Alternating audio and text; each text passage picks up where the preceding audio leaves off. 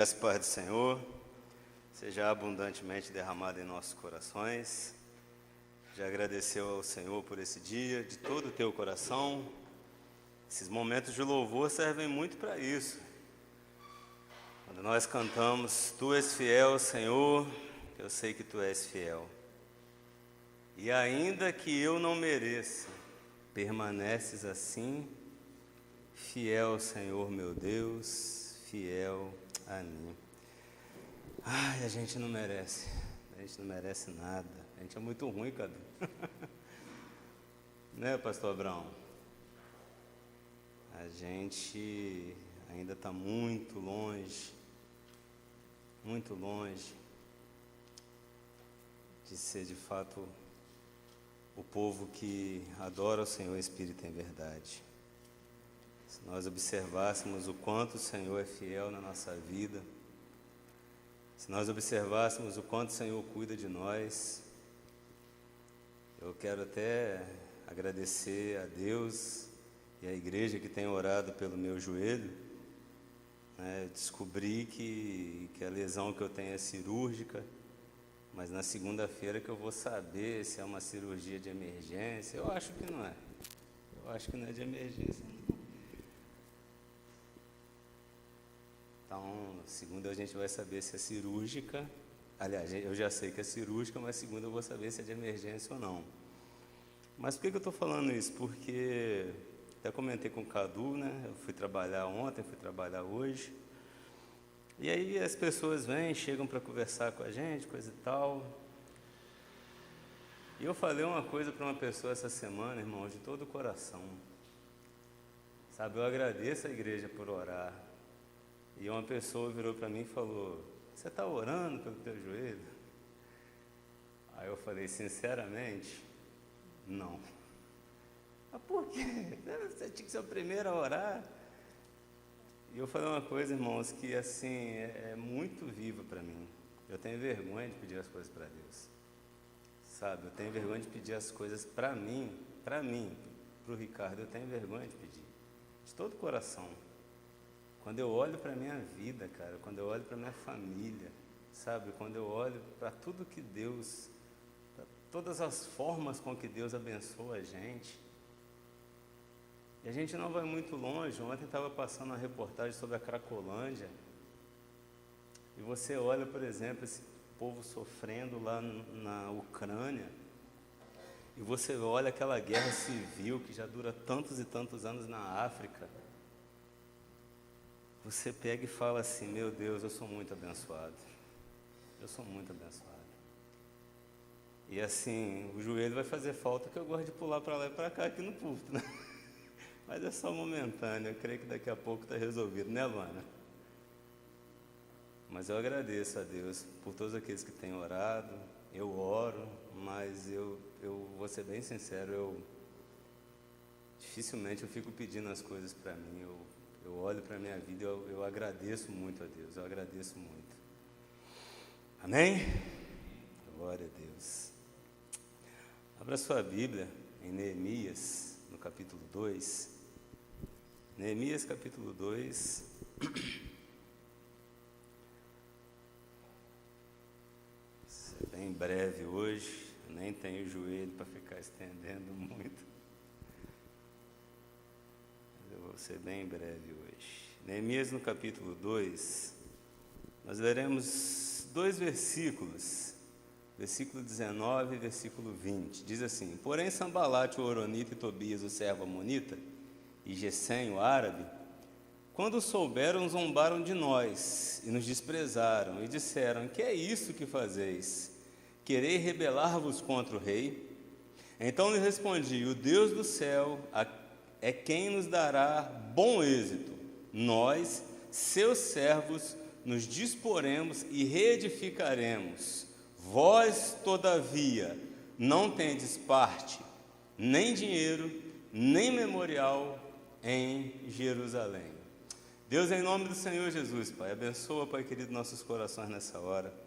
Abençoa nossas vidas, Deus. Toma, Deus, de fato, nossos corações.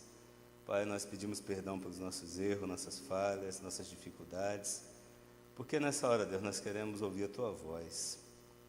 Queremos meditar na Tua palavra, Deus, e ser alimentados, ó Pai querido. Então, em nome de Jesus, que o Senhor, mais uma vez, Deus, tome o Teu lugar neste culto, tome, ó Deus, o Teu lugar em nossas vidas e fale aos nossos corações, Pai. É o que eu te peço, Deus, te agradeço, no nome do Senhor Jesus. Amém, Senhor. Queridos, a palavra que eu gostaria de compartilhar com a igreja nessa noite, e as quintas-feiras e a quinta-feira de oração e libertação, então nós precisamos sempre pensar nessa proposta do culto da igreja. Pensar não só na proposta do culto, mas pensar nos momentos do culto, qual é a proposta daquele momento. Por exemplo, a Iraci acabou de fazer aqui agora um momento de ofertório. Qual que é a proposta desse momento? É que cada um de nós tire uma nota, um valor do bolso e traga aqui na frente? Também, mas essencialmente é um momento de gratidão. Essencialmente um momento de ofertório, assim como o Robinho falou muito bem aqui no domingo, eu não estava aqui, mas eu estava acompanhando o culto de casa. O Robinho falou muito bem quando ele deu o exemplo dos 2 envelopes e mais uma nota dentro do envelope. O papel ele vai ter o valor que eu desejo que ele tenha e o significado do momento. Então, nós precisamos entender a proposta de um culto. Hoje, o culto de oração e libertação. Um culto onde nós observamos diante de Deus como é que o inimigo pode se estabelecer em nossas vidas, como é que o inimigo pode se estabelecer na nossa caminhada e como ele pode ter êxito na sua empreitada nas nossas vidas. Essa é a proposta de um culto de oração e libertação. Essa é a proposta onde nós olhamos para a nossa vida e falamos: Deus, eu ainda estou algemado a essa situação. Deus, eu ainda estou acorrentado no inferno porque eu ainda faço isso, isso e isso. E eu sou uma pessoa que já entreguei a minha vida ao Senhor, mas eu preciso de libertação nessa área.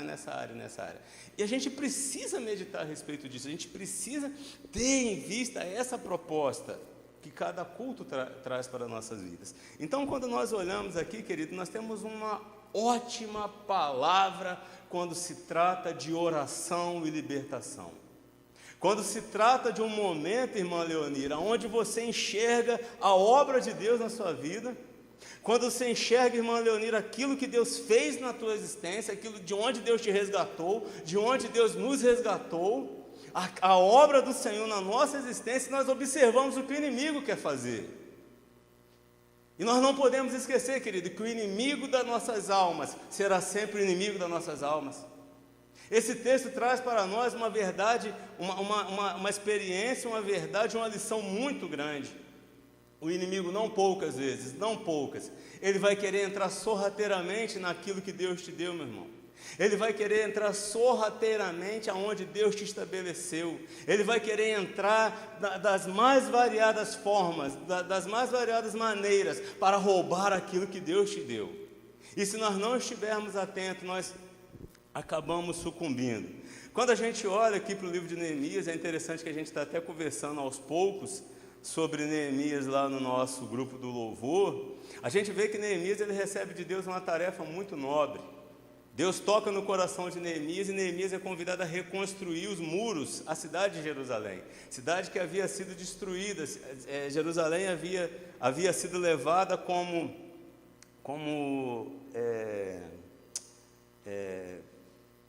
perdão, fugiu a palavra, fugiu a palavra, ministério de louvor levado para o cativeiro, isso, levado prisioneiro para o cativeiro. E é interessante observar que os povos, quando eles tomavam uma cidade, eles tinham várias formas de estabelecer o seu domínio. Eles levaram aquele povo, levaram quem tinha que levar, mas deixaram o povo na miséria. É mais ou menos o que a Rússia está fazendo com a Ucrânia hoje. Eles estão destruindo um país que não é deles. E aí, quem ficar na Ucrânia depois que tudo isso acabar, vai ter aquela missão de reconstruir toda essa destruição que está sendo realizada lá. Então, o que aconteceu? O povo voltou, né? Aqueles que haviam sido levados para o cativeiro voltaram, e aqueles que já estavam lá estavam acomodados com aquele monte de ruína, de destruição. Quando Neemias sabe disso, lá no capítulo 1, Deus toca no coração de Neemias, Neemias chora, Neemias ora a Deus, então Deus desperta em Neemias a reconstrução da cidade física, porque Esdras já havia estabelecido, já estabeleceria a reconstrução espiritual, uma reconstrução espiritual. Então Neemias vai, ora a Deus, a palavra fala que Neemias ora a Deus, ele se achega diante do rei, ele era copeiro do rei, ele tinha um bom emprego onde ele estava, ele tinha uma boa condição, mas aquilo não é o suficiente para ele. Ele fala: como eu vou ficar em paz sabendo que o meu povo está sofrendo? Como eu vou ficar em paz sabendo que o meu povo está passando por dificuldade? Ele ora a Deus, Deus dá estratégia para ele. Neemias vai lá, pede para o rei para liberar ele, para liberar madeira, para liberar soldado, e Deus arrebenta com as portas e fala: vai, meu servo, faz a minha obra. Quando Neemias chega na cidade, a palavra fala que Neemias ele não fala nada para ninguém. A palavra fala que Neemias não fala nada para os sacerdotes, nem para as autoridades, nem para os oficiais, nem para qualquer outra pessoa. Está em Neemias 2,16. Neemias, ele como um homem atento à palavra, às orientações, à sabedoria que Deus derrama sobre cada um de nós, querido. Neemias fala assim: eu não vou falar nada agora. Neemias simplesmente, ele pega o seu jumentinho e sai andando pela cidade. E a cidade estava tão destruída, querido, que a palavra fala que em determinado momento o jumentinho não passava no meio dos escombros. E jumento anda em tudo quanto é lugar, tudo quanto é lugar. Não existe terreno ruim para jumento. Jumento é aquele bicho que atravessa morro, corta morro, atravessa pedra, sobe em pedra. E aí, por que a palavra traz isso para a nossa meditação, Pedro? Porque aí você pensa: gente, se um jumento não passou, o negócio estava feio, o negócio estava complicado. E Neemias vai, chama o povo e fala: olha, a gente vai reconstruir. Só que quando Neemias começa esse processo de reconstrução, já aparece quem? O inimigo querendo atrapalhar. Gente, se alguém puder ligar aquele ventilador, eu agradeço. De leve, ô Robin. Senão, daqui a pouco não é só o joelho, não. O inimigo, ele começa então a querer afrontar, a querer derrubar, a querer atrapalhar, a querer... Oxe, glória, benção. Ele começa então a querer destruir o propósito de Neemias. E lá no início fala como que eles já colocavam ali as barreiras, como eles colocavam ali as dificuldades, como que eles já estabeleciam ali a palavra da derrota sobre Neemias, naquele momento de reconstrução. E Neemias, ele não arreda, ele não arreda o pé, ele não retrocede. Neemias, assim como nós encerramos a campanha de aqueles que não retrocedem, assim como nós aqui na nossa igreja. E Neemias, ele vai adiante, Neemias olha e ele chama aquele povo no versículo 17, então: estás vendo a miséria em que estamos, Jerusalém? Estás vendo a miséria em que estamos, Jerusalém assolada, as portas queimadas? Vinde, pois, reedifiquemos os muros de Jerusalém e deixemos de ser opróbrio, deixemos de ser vergonha. Neemias convoca o povo então para uma reconstrução. Neemias convoca o povo então para participar daquele processo de reconstrução. Neemias, querido, havia levado gente, havia levado pessoas, havia levado material suficiente para fazer essa obra sem convidar o povo.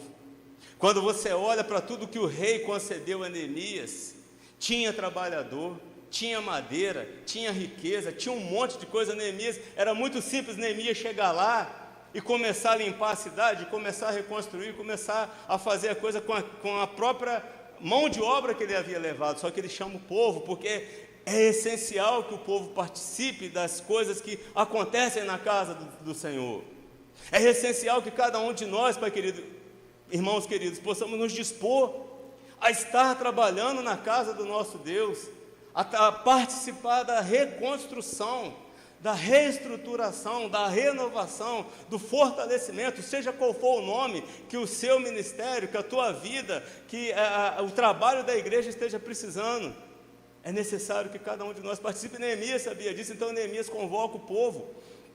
Ele fala no versículo 18 que ele declarou como a boa mão do Senhor estivera com ele, e as palavras que o rei lhe falara. Ele conta a história todinha. Ele fala: olha, um belo dia, meu irmão chegou aqui de Jerusalém, me contou como a história estava, eu fiquei triste, Deus tocou no meu coração, eu falei com o rei, e o rei abençoou para que eu estivesse aqui nesse período, nesse tempo, que não foi um curto período de tempo. Os historiadores, Cadu, dizem que essa reconstrução de Neemias durou 12 anos. 12 anos. Eu não parei para fazer a conta, mas pesquisei. Alguns historiadores dizem que demorou 12 anos. A gente acha que foi no estalar de dedo, mas não foi. Foram 12 anos de luta. Porque em 12 anos de reconstrução, 12 anos o inimigo tentou atrapalhar, meu irmão e minha irmã. Só que Neemias, ele coloca isso para o povo. E aí no versículo 19, quando nós lemos, diz que Sambalate, Tobias e Gessem o arábio zombaram dele e desprezaram. Eles ficam sabendo que Neemias tinha então estabelecido aquela palavra para o povo, e eles começam a zombar ali de Neemias e desprezar. E não é a primeira vez, porque já havia acontecido isso no versículo 10. Diz assim: disso ficaram sabendo Sambalate, Oroni, Tobias, o servo amonita, e muito lhe desagradou que alguém viesse a procurar o bem dos filhos de Israel. Preste atenção, querido. O inimigo da tua alma vai ser sempre o inimigo da tua alma. O inimigo da tua alma vai ser sempre o inimigo da tua alma. O inimigo da tua alma, todas as vezes que você pensar em construir, ele vai pensar em destruir. Todas as vezes que você pensar em edificar, ele vai pensar em derribar. Todas as vezes que você tiver uma palavra de vitória, ele vai ter uma palavra de derrota. Todas as vezes que você estabelecer uma palavra de avanço, ele vai falar para você que você tem que retroceder. O inimigo da tua alma, querido, vai ser sempre o inimigo da tua alma. Então aqui no versículo 10, no versículo 18, 19, e a gente vai ver isso em toda a história de Neemias, esse povo vai querer atrapalhar. Mas, querido, irmãos, a gente precisa ter muita calma e muita tranquilidade nas nossas batalhas. A gente precisa ser longânimo, como Paulo fala lá aos Gálatas, no fruto do Espírito. A gente precisa ter domínio próprio, a gente precisa de todo o fruto do Espírito na nossa caminhada. Mas, querido, algumas vezes você precisa ser firme na sua escolha. Vira para a pessoa que está ao seu lado e fala assim: você está sendo firme nas suas escolhas? Você está sendo firme naquilo que você tem escolhido e colocado diante de Deus? Porque, querido, quando nós olhamos para o projeto do inferno, quando nós olhamos para o trabalhar do inimigo, para aquilo que o inferno quer estabelecer na nossa vida, nós precisamos de firmeza, igreja. Nós não podemos ser aqueles que, como a gente falou, aqueles que retrocedem, aqueles que vão titubeando, aqueles que vão duvidando, aqueles que mais reclamam do que clamam. Nós não podemos ser aqueles que ficam emprestando a nossa vida, a nossa santidade para o inferno. Quando nós desconfiamos da obra do Senhor, quando nós deixamos de fazer a obra, quando nós deixamos de nos enganjar na obra, é isso que a gente está fazendo. É deixando de crer no propósito de Deus, na obra de Deus, na promessa do Senhor, e emprestando o nosso tempo, o nosso recurso, a nossa vida para o inferno, ter êxito naquilo que Ele quer fazer. Então é necessário, querido, primeira coisa, o inimigo da tua alma vai ser sempre o inimigo da tua alma. E o inimigo da tua alma, querido, é aquele que sempre vai querer destruir o teu propósito. Ele sempre vai querer te desanimar. Ele sempre vai querer dar contra aquilo que Deus quer fazer na sua vida. Nós não podemos ter dúvida disso. É interessante observar que quando Sambalate, Tobias e Gessem lançam essa palavra para Neemias, é interessante que a gente olha o contexto e a gente vê que eles já tinham zombado, eles já tinham blasfemado, mas não deu certo. Aí, aqui no finalzinho do versículo 19, eles falam assim: querem rebelar-vos contra o rei? É como se eles falassem assim: o que vocês estão fazendo é contra aquilo que o rei decidiu fazer aqui em Jerusalém. Aquilo que você está fazendo é contra uma autoridade instituída. Só que Neemias fala: opa, espera aí um pouquinho. Você está falando do teu rei, eu vou falar do meu rei. Você está falando daquele que te manda, eu vou falar daquele que me governa. E aí, querida, onde eu falo para a igreja, nós precisamos ser firmes nas nossas decisões. O que Neemias fala aqui para esses três, ele fala, então lhes respondi. Ele respondeu para o inimigo, querido. Ele não fala para todo o povo. Preste atenção, vocês sabem o quanto eu gosto dessa questão da palavra bem colocada na Bíblia. Olha o versículo 20. Então lhes respondi. Ele fala para quem? Ele fala para o inimigo. Ele fala para aquele que estava desafiando, ele fala para aquele que estava zombando, ele fala para aquele que estava escarnecendo, ele fala para aquele que estava desprezando. Querido, a gente às vezes fala para quem está nos apoiando aquilo que a gente devia estar falando para o nosso inimigo. Oh! A gente às vezes não entende quem é que está ao nosso lado, e a gente às vezes lança palavras maldosas, palavras estúpidas contra a pessoa que está do nosso lado. Irmãos, você sabe quem é que está ao seu lado, então abrace essa pessoa, caminhe com essa pessoa. Você conhece as pessoas da nossa igreja, abraça, caminha, participa dessa reestruturação. É tão ruim quando a gente às vezes vê pessoas destratando uma a outra.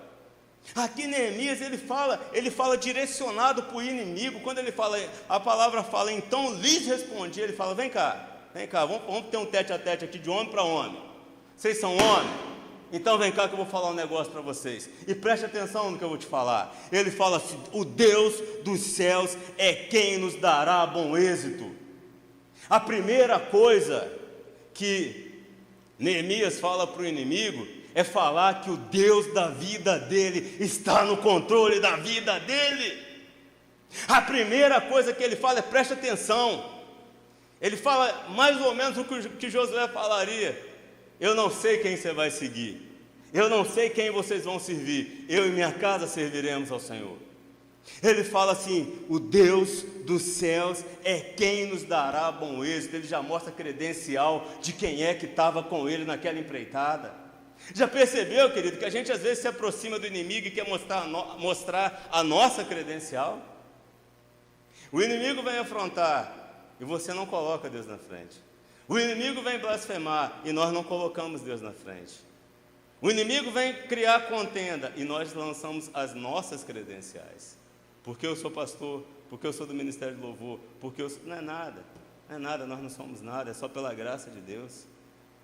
A gente tem que aprender a olhar para o nosso Deus de fato como nosso rochedo, como nosso escudo, como nossa fortaleza, como nosso socorro bem presente na hora da angústia e da tribulação.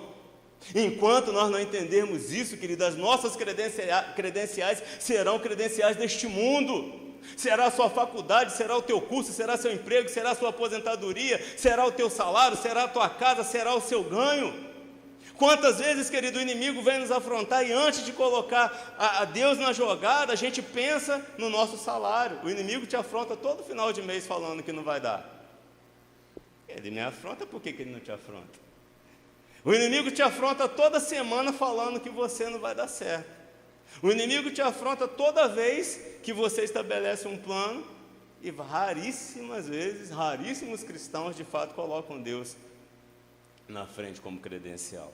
Neemias ensina isso para a gente aqui. Ele fala, o Deus dos céus é quem nos dará bom êxito.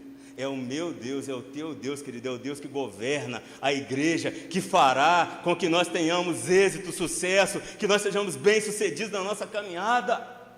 A gente às vezes parece que não entende isso, porque na nossa própria caminhada nós deixamos Deus de lado, porque na nossa própria caminhada muitas das vezes nós nos esquecemos de pedir a orientação do Senhor, porque na nossa própria caminhada nós damos todas as informações para o inimigo que ele quer a respeito da nossa caminhada.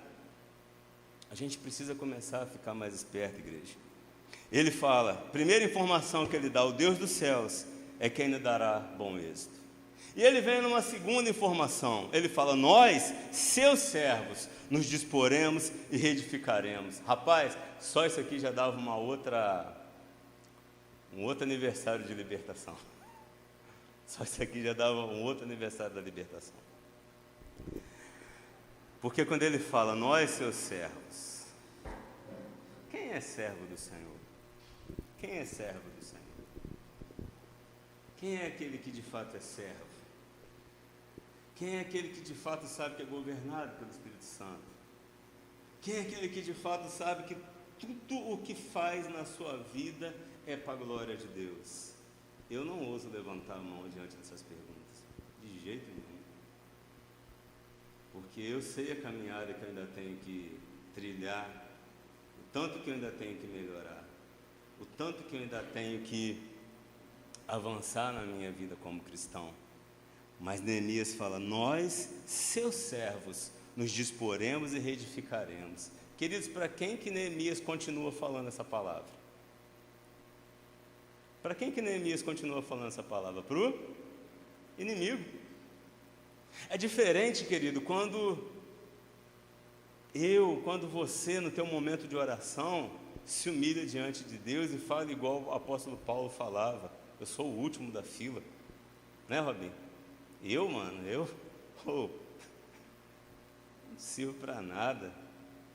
Coitado de mim. É diferente. Diante do inimigo, querido, ele tem que saber em quem você tem crido. Quando Neemias fala: nós, seus servos, nos disporemos e reedificaremos, ele está falando: presta atenção, porque você não está falando com qualquer um, não. Preste atenção, porque você não está falando com qualquer povo, você está falando com o servo do Deus Altíssimo. Você está falando com o servo daquele que criou todas as coisas, onde todas as coisas estão em tuas mãos. Neemias, ele fala com toda a convicção de fé, que ele era servo daquele que tem todo o poder e toda a autoridade. Querido, o inimigo precisa entender isso. Quando o inimigo te afrontar, quando o inimigo vier te humilhar, como diz o versículo 19, zombar e desprezar, o inimigo tem que saber, querido, que você não é daqueles que retrocedem, presbítero Márcio. Você não é daqueles que olha para trás, mas com todas as falhas, com todas as dificuldades, com todos os problemas que nós temos, que nós nos humilhamos sim, todo dia diante do Pai. Eu sou servo do Altíssimo. E o verdadeiro servo é aquele que sempre está diante do seu Senhor. E aí, querido, chega na parte que eu gostaria de fato falar nessa noite. Porque Neemias, ele dá um recado assim, recado quem dá é quem não tem convicção na palavra. Ele avisa, ele informa de uma forma bem categórica. Ele dá 3 informações. Ele fala: vós, todavia, não tendes parte, nem direito, nem em Jerusalém. O que Neemias está falando, meus queridos? Neemias está falando nessa hora algo que nós precisamos guardar muito bem diante das conquistas que o nosso Deus tem nos dado. Neemias, ele está falando o seguinte: preste atenção, inimigo, preste atenção, porque quando ele fala assim, não tendes parte, ou quando algumas versões vão falar, vocês não podem ser dono de nenhuma propriedade. Você entende isso, meu irmão? Você entende isso, minha irmã? Você entende de fato que o que Deus te deu, o inimigo não pode tomar? Mas você entende, querido, que aquilo que Deus te deu, você pode estar entregando na mão do inimigo? Você consegue entender que muitas bênçãos que Deus já derramou sobre a mim e sobre a sua vida, por falta de convicção, assim como Neemias falou, o Deus a quem nós servimos, Ele nos dará bom êxito. Por falta de convicção, meu irmão, minha irmã, você pode estar entregando de mão beijada algo que Deus te deu para o inimigo. Você pode estar entregando de mão beijada para o inferno algo que Deus derramou sobre a tua vida. Então, quando Neemias vira para os inimigos e diz, não tendes parte, ele está falando: vocês não podem ser dono de nenhuma propriedade em Jerusalém. Vocês não têm parte em Jerusalém, porque Jerusalém é terra santa. Vocês não têm parte naquilo que Deus me deu. Vocês não podem ter parte naquilo que Deus me deu, porque aquilo que Deus me deu é santo. Aquilo que Deus me deu é consagrado. Aquilo que Deus me deu foi apresentado diante do Pai. Então, vocês não podem ter parte naquilo que é de Deus. Infelizmente, queridos, infelizmente. A gente vê, não uma, não duas, não três, mas inúmeras vezes, situações onde nós estamos entregando para o inimigo uma propriedade que Deus nos deu. Estamos participando do inimigo de alguma coisa que Deus abençoou a gente. Você quer ver um exemplo? Te dar um exemplo só, eu já até falei isso aqui uma vez, e foi até no momento de ofertório. Acabei de lembrar de você aqui agora, Robin. Seu momento de ofertório domingo foi uma bênção, muito bom, Deus te abençoe. Você ganha teu salário. Você ganha teu salário.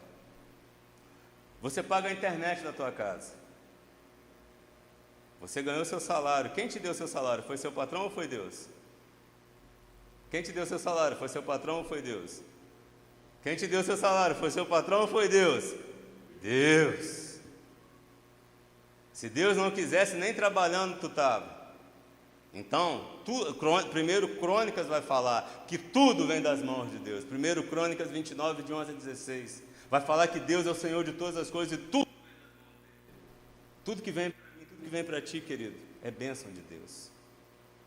Você recebeu o seu salário, você vai pagar a internet da tua casa, mas eu não vou nem falar que você andou vendo algo que não glorifica a Deus, alguma coisa suja. Mas vamos supor, querido, que você, de uma forma ou de outra, que nós, de uma forma ou de outra, estamos emprestando o nosso tempo para nos sentar diante de uma televisão, para ver essa porcaria desse negócio de 3 letras iguais que vai passar daqui a pouco na televisão. CCC. Vai que alguém veio e me processa, né? E por que eu estou falando isso, querido? Porque esse dia eu vi um padre, foi até o Marcelo que passou um vídeo, um padre falando sobre isso. Um padre falando, gente, preste atenção, porque você pode estar colocando na sua vida, diante da sua família, algo que não glorifica a Deus, com dinheiro, com recurso que Deus. Entendeu, querido? Entendeu, meu irmão? Entendeu, meu irmão? Nós recebemos algo da parte de Deus, e não poucas vezes nós estamos entregando essa parte para o inimigo. A gente precisa ficar atento, igreja. A gente precisa ficar atento. Primeiro aviso que Neemias dá para o inimigo, para os inimigos. Depois ele fala, não tem direito. Algumas outras versões vão falar, não tem direito de cidadão. E aqui entra uma matemática muito interessante. Aqui entra uma situação muito interessante para a gente observar. Porque como é que se estabelece um cidadão de um lugar? Como é que se estabelece um cidadão de um lugar? O cara quer ser cidadão americano, o que ele faz? Ele vai para lá. Aí depois de um tempo ele vai naquela embaixada, ou em determinado lugar e pede o seu direito de cidadão. Deixa bem claro, preste atenção. Esse povo, nação santa, este povo é sacerdócio real, este povo é um povo escolhido de Deus. Obrigado, Robin. Este povo é um povo que recebeu do Senhor uma unção, um revestimento sobrenatural, e não é qualquer um que faz parte deste povo, não é qualquer um que recebe direito de cidadão. Não é qualquer um que recebe o direito de falar que o seu Deus, que o meu Deus é o teu Deus. Agora, querido, preste bem atenção como que as coisas funcionam nos nossos dias. Preste bem atenção como que o inimigo se infiltra, muitas das vezes, no meio do povo de Deus. Porque depois que alguém se estabelece como cidadão, o que ele começa a fazer naquele lugar? Ele começa a participar das decisões daquela cidade. Ele começa a participar como cidadão das decisões que são estabelecidas naquele país. Alguém que vem de fora do Brasil e é considerado um cidadão brasileiro, ele recebe um título de eleitor, ele tem direito a votar, ele tem direito a decidir. Você entendeu, querido, o que pode estar acontecendo na minha e na tua vida? O inimigo pode estar entrando sorrateiramente e decidindo coisas na vida do cristão, na tua família, que ele não tinha direito como cidadão, porque ele não conhece as leis, ele não conhece um processo, ele não conhece como que se estabeleceu a vida daquela cultura, daqueles cidadãos. Querido, quem você tem dado ouvido na tua casa? Quem você tem dado ouvido? Quem é que tem de fato estabelecido as decisões dentro da tua casa? Quem é que tem estabelecido as decisões da tua vida? Quem é que tem estabelecido as decisões da tua família? Será que não é um cidadão do inferno, ao invés de ser um cidadão dos céus? Então, quando Neemias fala não tem parte e nem direito, ele está falando não tem direito como cidadão. Vocês não têm direito de ministrar, de falar, de decidir nada nessa terra, porque essa terra é santa, tua casa é santa, meu irmão, tua família é santa, teu trabalho é santo, tua vida é santa. Como que muitas vezes nós deixamos o inimigo decidir coisas para nós? Não podemos. Como que muitas vezes nós, ao invés de decidir as coisas segundo a palavra de Deus, nós decidimos conforme o inferno. E para acabar, querido, ele fala, nem memorial em Jerusalém, não tem parte, nem direito e nem memorial. Outra versão vai falar, não tem parte nos cultos. E aí talvez Neemias estabeleça aqui a principal orientação nessa hora. Porque, queridos, como estava o povo aqui nessa hora? O povo estava destroçado, o povo estava desestimulado, o povo estava sem crença, sem saber, sem buscar. Conversava com o Cadu esses dias lá no particular, a gente falando, o Cadu perguntou alguma coisa, falou alguma coisa, eu falei com ele. E o que significava reconstruir aqueles muros, igreja? O que significava reconstruir o templo? O que significava colocar as portas no lugar? Uma cidade que não tem muros é uma cidade onde qualquer um entra e sai. Uma cidade sem portas é uma cidade sem lei, porque a palavra fala que os juízes iam para as portas da cidade para julgar. Mas uma cidade sem templo, queridos, é uma cidade sem Deus. E aí Neemias aqui ele fala, vocês não têm memorial. Em outra versão vai falar, vocês não têm parte no culto. Vocês não têm parte na consagração, vocês não têm parte porque vocês não conhecem esse Deus que nós conhecemos. E como que vocês querem vir? Já começou errado, já começou blasfemando, já começou zombando, já começou tacando pedra, já começou mostrando que você é inimigo dessa obra. E Neemias ele vai estabelecer isso de uma forma assim sobrenatural, porque no capítulo seguinte, Cadu até pesquisou sobre Eliasibe. E Neemias fala aqui, não tem parte, não tem direito e nem memorial. Eliasibe um sacerdote lá no final, quando Neemias volta, quando Neemias dá uma saidinha, quando Neemias vai cuidar de outros interesses, Eliasibe vai lá e faz exatamente o contrário, entrega parte daquilo que era santo para o inimigo. Neemias aqui ele estabelece, querido, ele fala, preste atenção, minha vida é santa. Eu sou santo, minha família é santa, eu tenho me santificado, eu tenho me consagrado, eu tenho observado os mandamentos do Senhor. Não é fácil, mas você pode ter certeza, aqui tu não pisa, aqui tu não ordena, aqui tu não vai atrapalhar, porque qual é a intenção do inimigo da tua alma? É destruir tua vida. E pode ter certeza, querido, guarda isso, inimigo da tua alma vai ser sempre inimigo da tua alma. Ele quer destruir tudo aquilo que Deus te deu. Ele quer fazer com que algumas outras pessoas decidam as coisas na sua vida. Mas principalmente, ele quer destruir a tua vida espiritual. Ele quer destruir o teu altar. Quando a gente olha para a história, a gente vê as várias formas com que Sanbalat e Tobias, eles vão se encaixando no meio do povo. E aqui no capítulo 3, no capítulo 3, eles falam alguma coisa interessante. Capítulo 4, versículo 11, eles falam assim: disseram, porém, os nossos inimigos, nada saberão, nem verão, até que entremos no meio deles, os matemos, e assim faremos cessar a obra. Fique esperto, meu irmão, fique esperto, minha irmã. O inimigo pode estar tomando um monte de coisa que Deus te deu. O inimigo pode estar roubando o teu culto. O inimigo pode estar tomando decisões na sua vida onde o Espírito Santo quer te orientar naquilo que tu quer fazer, que você precisa fazer. Em nome de Jesus, que nessa noite nós possamos mais uma vez colocar os nossos corações diante da presença do nosso Pai.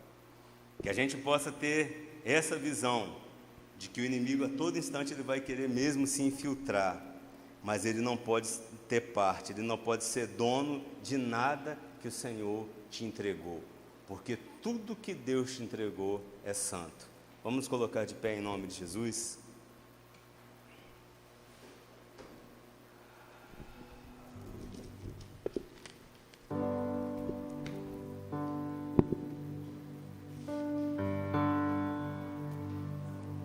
Eu gostaria que você, mais uma vez, fechasse os teus olhos.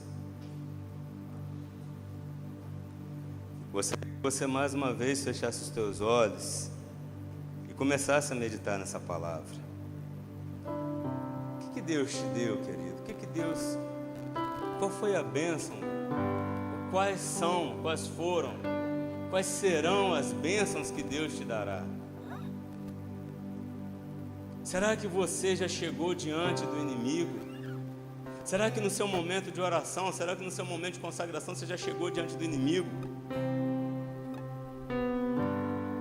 E já falou para ele quem é que é o dono da tua vida? Quem é que é o dono da tua casa? Quem é que é o dono da tua família? Quem é que governa a tua vida? Ou será que de quando em quando, querido, você se depara com a triste realidade que o inimigo tem carta branca na tua vida? Não tendes parte, não tendes direito, não tendes memorial em Jerusalém. Presta atenção, querido, que talvez nessa noite Deus esteja querendo que você faça como Neemias. Identifique quem são os seus inimigos. Identifique quem é que tem atrapalhado a tua caminhada. Identifique quem é que tem atrapalhado os teus propósitos. E fala assim: preste atenção. Mas presta atenção mesmo, porque você não tem parte, você não tem direito, você não tem memorial na minha vida. Vamos adorar o Senhor. E durante este louvor eu gostaria que você colocasse a tua vida diante do Pai, colocasse teu coração, colocasse em nome de Jesus tudo que você tem feito. O vento balançou meu barco, mestre. Clame ao Senhor nessa hora.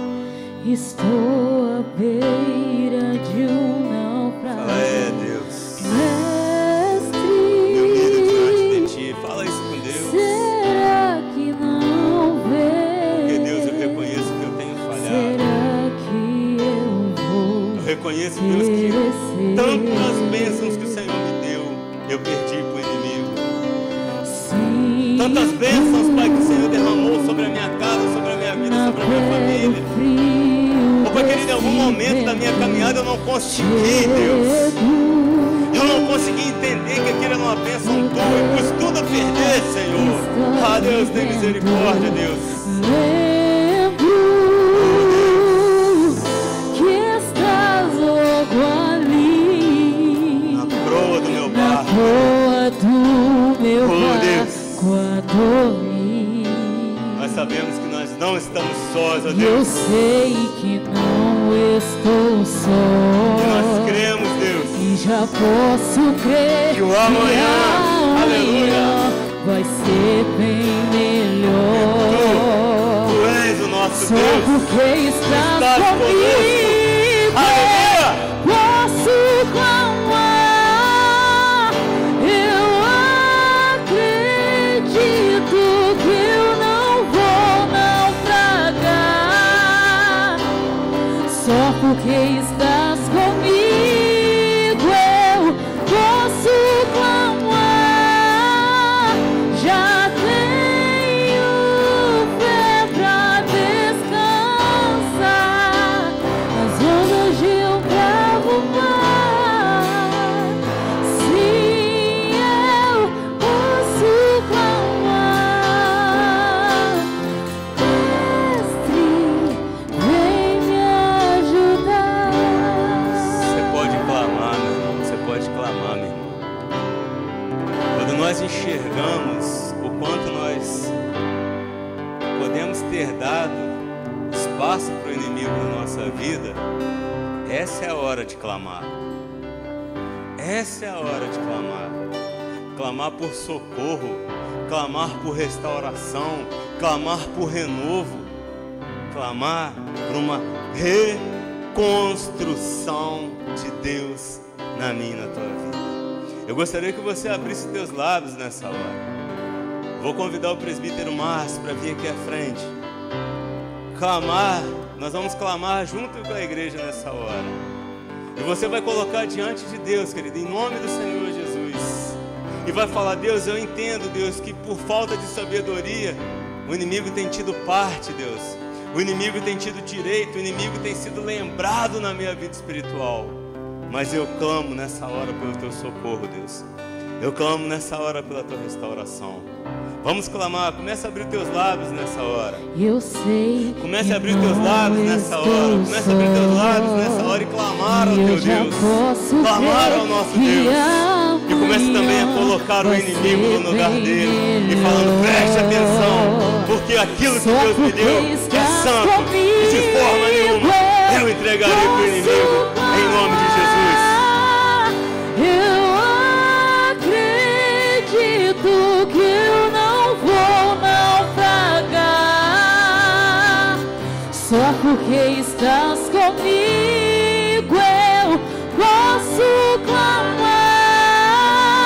Já tenho fé pra descansar nas ondas de um bravo mar. Sim, eu posso clamar. Mestre, vem me ajudar.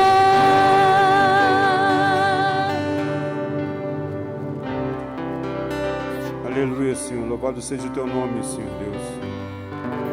Ó Deus, nessa noite, ó Pai, nós abrimos nosso coração, ó Pai, e declaramos toda a nossa dependência do Senhor, meu Deus. Te louvamos porque Tu és o Deus, ó Pai, que supre as nossas necessidades, ó Deus. Te louvamos porque Tu és o Deus, ó Pai, que não nos deixa desamparados, ó Deus. Te louvamos, ó Pai, porque a Tua misericórdia, ela não tem fim, ela se renova sobre nós a cada manhã, ó Pai. E nessa noite a Tua igreja, ó Pai, levanta a Tua voz para falar contigo, ó Deus. Tu nos ensina na Tua palavra, Pai, que quando nós clamamos a Ti, ó Deus, o Senhor anuncia coisas grandes e ocultas que nós não sabemos, ó Pai. E nessa noite nós queremos clamar como igreja do Senhor, clamar pelo socorro, clamar pelo milagre, clamar pela restauração, clamar pela restituição, Senhor Deus, clamar pela saúde, pela paz, ó Deus. Ó Deus, no nome de Jesus, ó Pai, o Teu povo está aqui reunido nessa noite, totalmente na dependência do Senhor, meu Deus, e que o Senhor possa mesmo estar suprindo, ó Deus, cada uma das nossas necessidades, ó Deus. Ó Deus, Tu és o Deus que vence as nossas batalhas, ó Deus. Tu és o Deus que nos socorre, Tu és o Deus presente na tribulação, presente na angústia, ó Deus. E nessa noite nós apresentamos a nossa vida ao Senhor, ó Pai.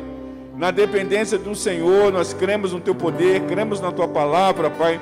Tomamos posse da Tua palavra nesta noite, ó Pai. E queremos, ó Pai, como o profeta diz na Tua palavra, Pai, conhecendo e prosseguindo em conhecer ao Senhor, ó Pai. Conheçamos e prosseguimos em conhecer ao Senhor, ó Pai. Por isso, nessa noite, Pai, abençoa a igreja. Abençoa, ó Pai, todos os membros que estão aqui nessa noite. Aqueles que não puderam vir, Tu sabes o motivo. Aqueles que estão se mobilizando, ó Pai, para aquele encontro, ó Deus, que já estão lá, ó Pai, que esteja guardando também, livrando de todo mal, Senhor Deus. E nessa noite, ó Pai, nós cremos no Teu poder, nas Tuas maravilhas, ó Pai. Oh Deus, e nessa noite, ó Pai, livra-nos, ó Pai, nessa noite. Oh Deus, Tu és o Senhor da nossa salvação, oh Deus da nossa salvação, ó Pai. E nessa noite, meu Deus, nós oramos ao Senhor, Pai, assim como o Senhor nos trouxe na Tua casa, nos leve em segurança, ó Pai, para os nossos lares, ó Deus. Livra do trânsito violento, do homem violento, ó Deus.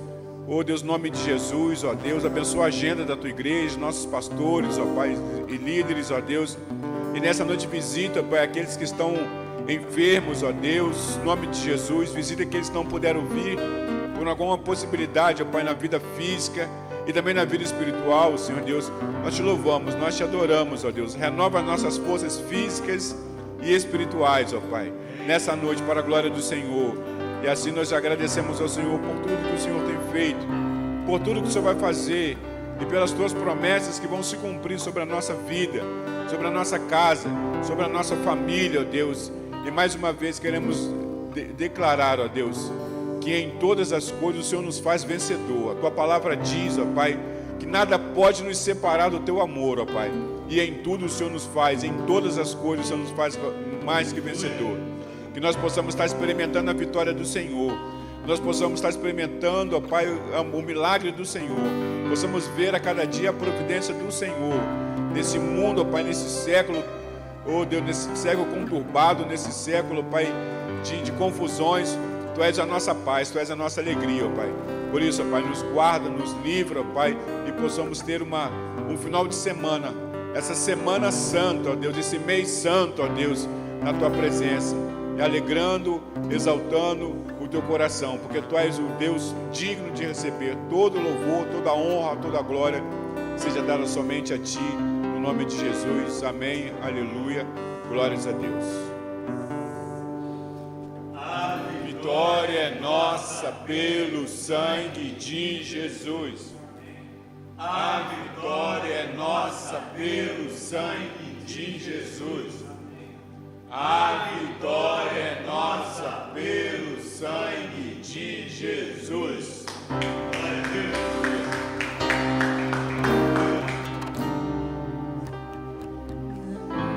Estou só e eu já posso crer que amanhã vai ser bem